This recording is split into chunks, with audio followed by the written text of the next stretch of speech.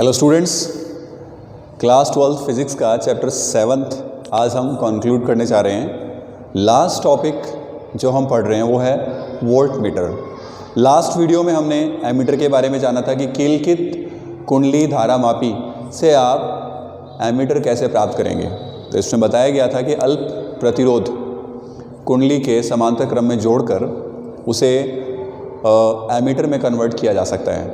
तो इस वीडियो में हम जान रहे हैं कि वोल्ट मीटर हम कैसे प्राप्त करेंगे, और ये एक तरह से प्रयोग भी है धारा मापी का वोल्ट मीटर में रूपांतरण। तो डिस्कस करते हैं। इसमें जो कंसेप्ट है वो क्या है। देखिए, वोल्ट मीटर को परिपथ में किस प्रकार से जोड़ा जाता है हम जानते हैं। जिन दो बिंदुओं के मध्य हमें विभवांतर ज्ञात करना होता है उसके मध्य वोल्ट मीटर को जोड़ा जाता है। जैसे ए व बी बिंदुओं के मध्य अगर हमें विभवांतर ज्ञात करना है तो वोल्ट मीटर का एक सिरा ए से और दूसरा सिरा बी से जोड़ा जाता है। यानी यहां पर अगर कोई प्रतिरोध है तो इसके सिरों के समांतर क्रम में वोल्ट मीटर को जोड़ा जाता है और एमीटर जोड़ा जाता है श्रेणी क्रम में। तो ये डिफरेंस है दोनों में, आप हमेशा ध्यान रखना। एमीटर को परिपथ में श्रेणी क्रम में जोड़ते हैं जबकि वोल्ट मीटर को समांतर क्रम में जोड़ा जाता है। अब एक वोल्ट मीटर है, उसकी क्या विशेषता होनी चाहिए। ये इस प्रकार से यहां धारा प्रवाहित हो रही है, तो धारा का कुछ अंश वोल्ट मीटर से भी प्रवाहित होता है और कुछ अंश प्रतिरोध से भी प्रवाहित होता है।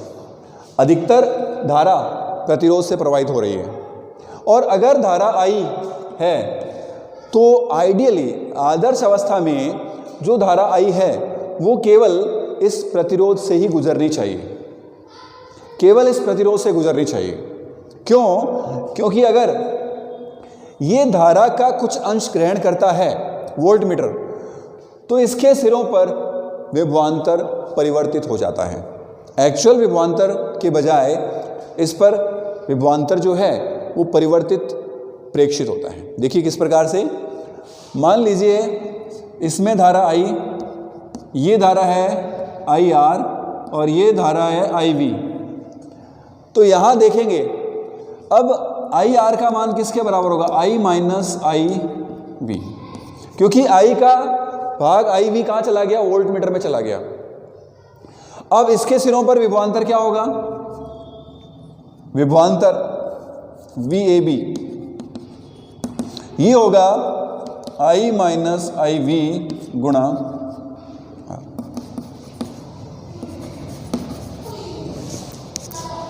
राइट आई आर गुणा आर।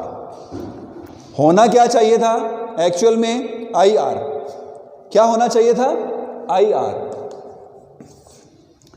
तो वोल्ट मीटर अगर धारा लेता है तो ए व बी सिरों के मध्य जो विभवांतर है वो परिवर्तित हो जाता है, यानी मापन में ये एक त्रुटि है।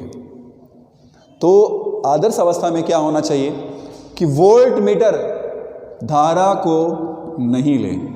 धारा को अगर नहीं लेगा तो आई वी जब 0 है तो आई आर इक्वल्स टू आई हो जाएगा। क्लियर है। और वी ए बी का मान यहां आई वी 0, ये आई हो जाएगा, तो V A B equals to होगा आई आर। और आई आर होना चाहिए क्योंकि आई धारा हम इस प्रतिरोध में से प्रवाहित कर रहे हैं। वोल्ट मीटर तो एक उपकरण है, अगर उपकरण धारा का उपयोग करेगा तो ये हमारे लिए एक सही मापन युक्ति नहीं होगी, राइट। तो आदर्श अवस्था में आई वी का मान 0 होना चाहिए, और ये कब होगा, जब वोल्ट मीटर का प्रतिरोध अनंत हो। यानी वोल्ट मीटर जो मापन युक्ति है उसका प्रतिरोध क्या होना चाहिए, आर वी अनंत होना चाहिए। यह एक आदर्श अवस्था है। आदर्श अवस्था में वोल्ट मीटर के प्रतिरोध का मान कितना होना चाहिए? अनंत होना चाहिए। अब कीलकित कुंडली धारा मापी को हम वोल्ट मीटर में रूपांतरित कर रहे हैं। एमीटर में जब उसे रूपांतरित किया था तब उसके समांतर क्रम में हमने शंट जोड़ा था और आदर्श अवस्था में शंट का मान 0 होना चाहिए। और अब यहाँ पर एक हम प्रतिरोध जोड़ेंगे कुंडली के साथ। कीलकित कुंडली धारा मापी की जो कुंडली है उसके साथ हम एक उच्च प्रतिरोध जोड़ देते हैं। यस, देखते हैं। तो रीजन क्लियर है यहां पर सभी को? आदर्श अवस्था में वोल्ट मीटर का प्रतिरोध अनंत होना चाहिए।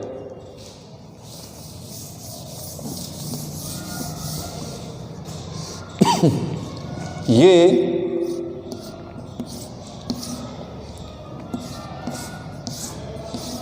चुंबकीय ध्रुव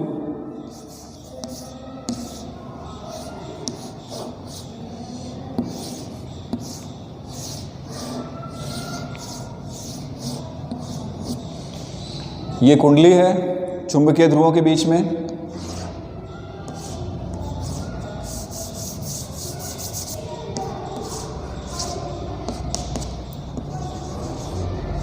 ये T1, ये T2,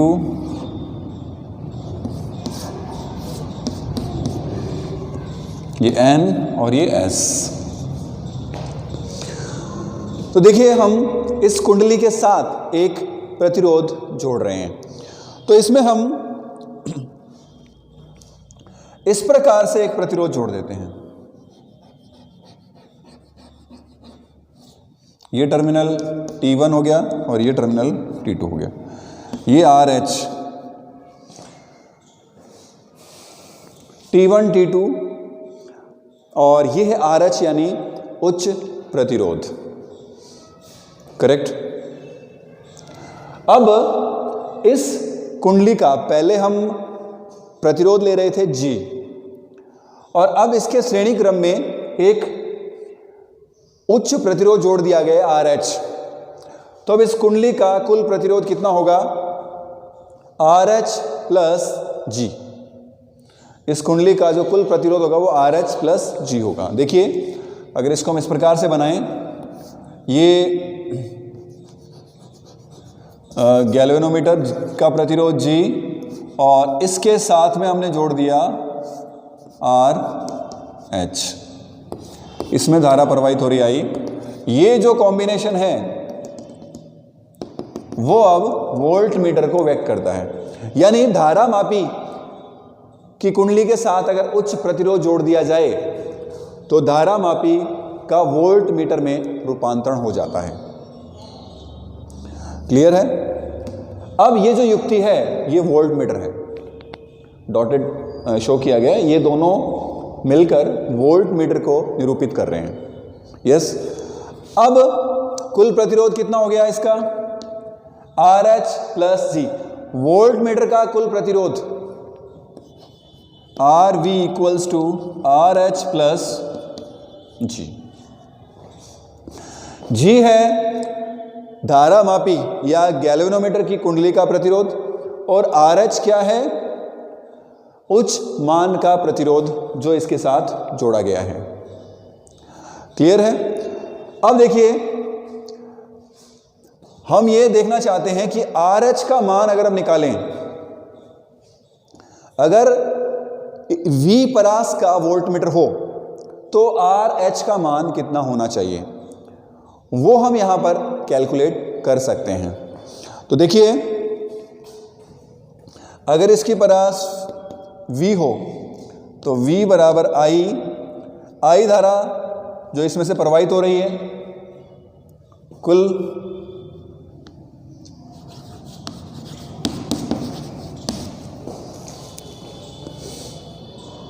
क्लियर है? ओम के नियम से विभवांतर कितना होगा?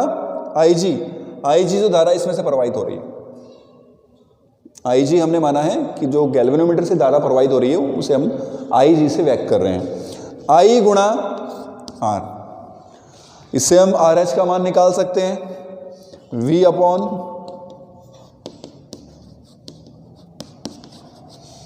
RH का मान देखिए, V upon IG minus G। ये फॉर्मूला हो गया RH के लिए। अगर परास V हो, IG धारा गैल्वेनोमीटर से प्रवाहित हो रही है, G गैल्वेनोमीटर का प्रतिरोध, गैल्वेनोमीटर की कुंडली का प्रतिरोध है ये, तो उच्च मान का प्रतिरोध RH इस समीकरण से ज्ञात किया जा सकता है। V यहां पर परास है, किस परास का वोल्टमीटर हम बनाना चाह रहे हैं। क्लियर? अब इसमें हम ये बता सकते हैं कि गैल्वेनोमीटर को आपने वोल्टमीटर में कन्वर्ट कर दिया है, तो अब इस युक्ति का तुल्य प्रतिरोध किसके तुल्य होगा? तुल्य प्रतिरोध, तुल्य प्रतिरोध, तो तुल्य प्रतिरोध क्या होगा? देखिए RV इक्वल्स टू, यहां लिख चुके हैं। अब आपको बताया गया है कि ये प्रतिरोध उच्च लिया जाता है। क्यों लिया जाता है? रीजन धारा कम से कम प्रवाहित हो परिपथ से, तो RH is very very greater than G, तो RV का मान क्या होगा? लगभग RH के तुल्य होगा। वोल्टमीटर का तुल्य प्रतिरोध उच्च मान के प्रतिरोध के तुल्य होता है, लगभग उसी के तुल्य होता है। और आपने वहाँ एमीटर में देखा था, एमीटर का जो तुल्य प्रतिरोध है वो शंट के तुल्य होता है। क्लियर? तो ये दोनों में आप याद रख सकते हैं, वहाँ पर शंट को जोड़ते हैं तो शंट के तुल्य है, यहाँ उच्च मान का प्रतिरोध जोड़ते हैं तो RH के तुल्य है।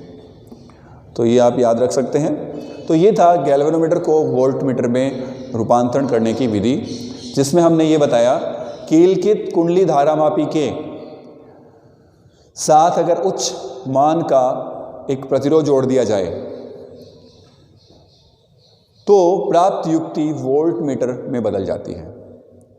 तो इस युक्ति को आप एज ए वोल्टमीटर काम में ले सकते हैं। तो ये टॉपिक इम्पॉर्टेंट है, एग्ज़ाम में पूछा जा सकता है। तो इस वीडियो के साथ आपके 7 चैप्टर्स कंप्लीट हो चुके हैं, फर्स्ट चैप्टर से लेके 7 चैप्टर तक। और इसमें जो अभी मैं प्लेलिस्ट बनाऊंगा 7 चैप्टर की, वो न्यू सिलेबस के अकॉर्डिंग होगी। तो आप सभी वीडियोस को देखें और रिलेटेड जो नोट्स हैं उनको भी आप पढ़ें। नेक्स्ट वीडियो में हम नेक्स्ट चैप्टर स्टार्ट करेंगे। तो होपफुली जो हम क्वांटाइन फिजिक्स पे जो भी वीडियोस डाल रहे हैं, इजी टू अंडरस्टैंड करने की हम कोशिश कर रहे हैं कि विद्यार्थी आसानी से उसे समझ सकें। और इस चैनल का मुख्य जो उद्देश्य है वो यही है कि विद्यार्थी free of cost free education ले सकें ड्यूरिंग दिस कोविड-19 पैंडेमिक। तो मेरा यही प्रयास है। तो अधिक से अधिक विद्यार्थी इसको देखें और इसका लाभ लें। Okay, thank you.